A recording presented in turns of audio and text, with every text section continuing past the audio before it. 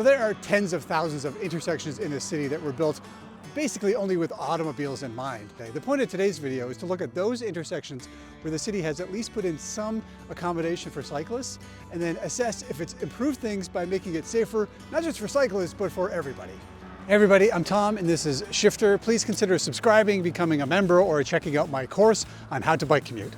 Okay, let's go for a ride.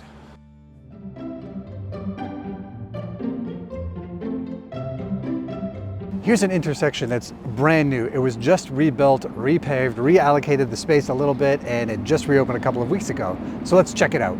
This street was rebuilt to add a wide, multi-use pathway just on one side. When you're on this route and going in a direction aligned with the pathway, it's pretty great. Here's me turning right onto the path as it carries on. Super easy. The problem, however, is when you need to ride on the opposite side of the pathway. Here, I want to go straight through this intersection, but the bike route has me on the wrong side, so I need to wait at this intersection and then cross. And only when I was editing this drone footage did I notice that the dotted line indicating bike crossing is actually over on the other side, so I'm probably crossing illegally here. Anyway, I wait here, say hello to a friend who happened to be walking by, and then I awkwardly, and I would say somewhat dangerously, cross the street and then re-enter the roadway in a weird way. It's not great. This design also leads to other weird stuff. Here's what the city built as an approach to this pathway. It's intended to get me onto the pathway, but it's on the opposite side of the street. So I need to make this unpredictable, weird cross across traffic, and then I'm on the pathway, but because I want to go straight through, I have to cross back just a block later on the other side of the intersection. So overall, it's just kind of weird, right? So the assessment, I'd say this is pretty good, but it isn't quite there. It feels like it's gone halfway to make it great, but we're not quite there yet. I do feel abandoned in certain directions. So I'll give this a B, we'll give it a B minus. Suggestions for improvement? Well, multi-use pathways on both sides of the street would be better, or some kind of cyclist accommodation going in every direction would absolutely make this better.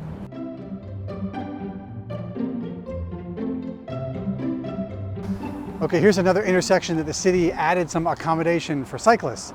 As you can see, this is a T intersection for vehicles, but cyclists can go across, hop over that sidewalk and onto the residential street over there. It's a nice little bicycling shortcut. Let's ride it and see how it feels. Okay, approaching this intersection in a painted bike lane, which is a bad start because paint doesn't protect me from anything. I hit the beg button, please may I cross the road, and off I go. Here I hop the curb in this cutout and I'm off on a nice side street. No problem, right? Well, there is a problem because this intersection confuses drivers. In fact, when I was shooting this the other day, I almost got hit by a confused driver making an illegal right turn. I almost got a right hook. So I'm going to give it a C minus. And tips for improvement? Well, for starters, the easiest thing might be to do what a lot of cities have done, a lot of countries have done, and that is make it illegal for motor vehicles to turn right on a red light. This just eliminates the possibility of a pedestrian or a cyclist getting the right hook as someone turns into them.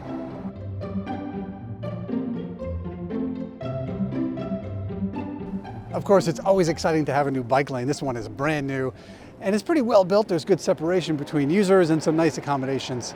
But when you approach the intersection, it just abandons me. So how do I grade this one? I'll be generous and give it a C. A C? I don't know what I was thinking when I said that. That bike lane does nothing in the intersection. It's an F. Tips for improvement? Connectivity. This is a weird bike lane. It's just like 2 blocks in the middle of nowhere. It's not connected on either end. That doesn't really help anybody. So if we really want people to use bike lanes, they need to connect, they need to get us safely through intersections, and they need to take us places where people need to go.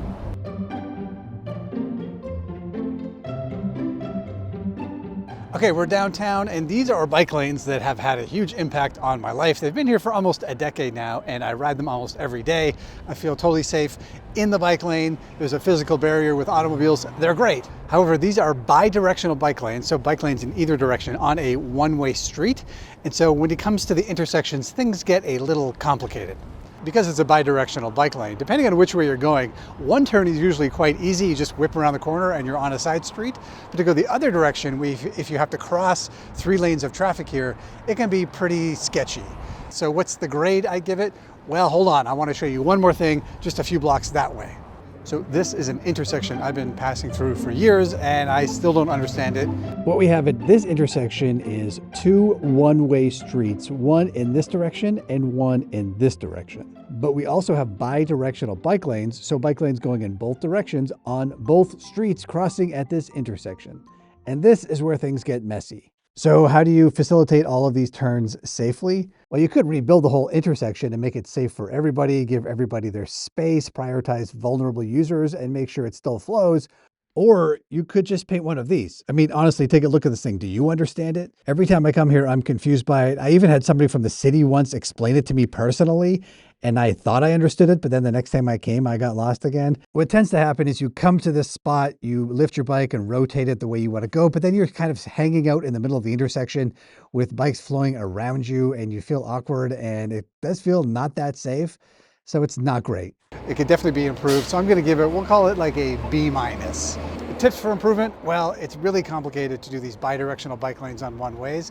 I think you have to redo the street. Besides, one-ways suck anyway. One-ways are just for moving vehicles. They're not for making a lively street. So the best way, get rid of the one-ways, make proper bike lanes on both sides of the street, and then you could easily have turns everywhere you go.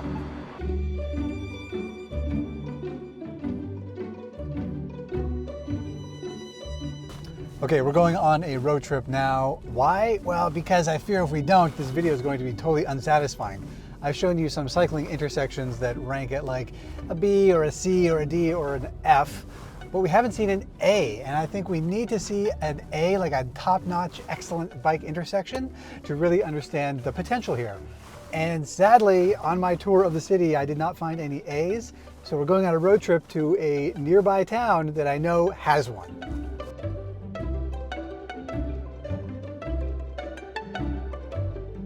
So I've driven about 100 kilometers from my hometown of Calgary to this town. This is Canmore. This is in the Rockies, as you can see.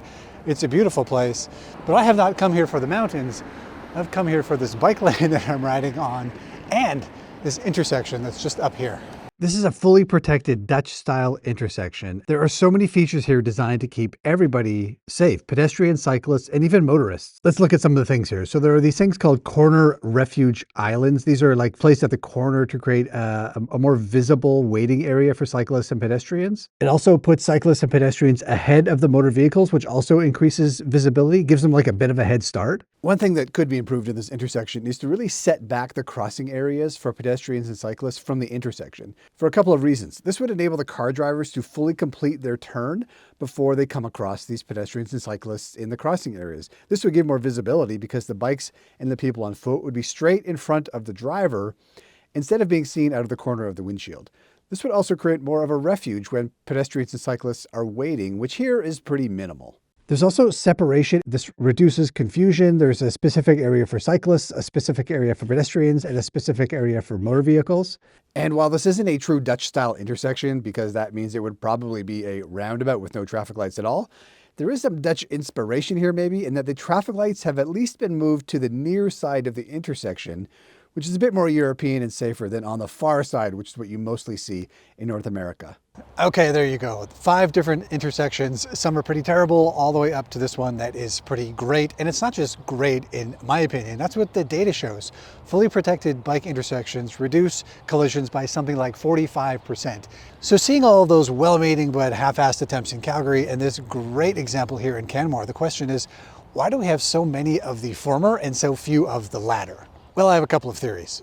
One is that a fully protected intersection is just so new here in North America. There are very few examples. My friends over at Oh the Urbanity did a great YouTube video recently on a couple that have cropped up in Montreal. Nick did another YouTube video out on the Vancouver Island in the city of Nanaimo where one was just built. So they're starting to happen, but they're still so new that I think when most people encounter them, they're confused. Part of it too is like if you've been raised in a motonormative or car brain society like I have, having something like this where you have to take a step back and think about other road users is a big change. It can take some time, so I totally get that.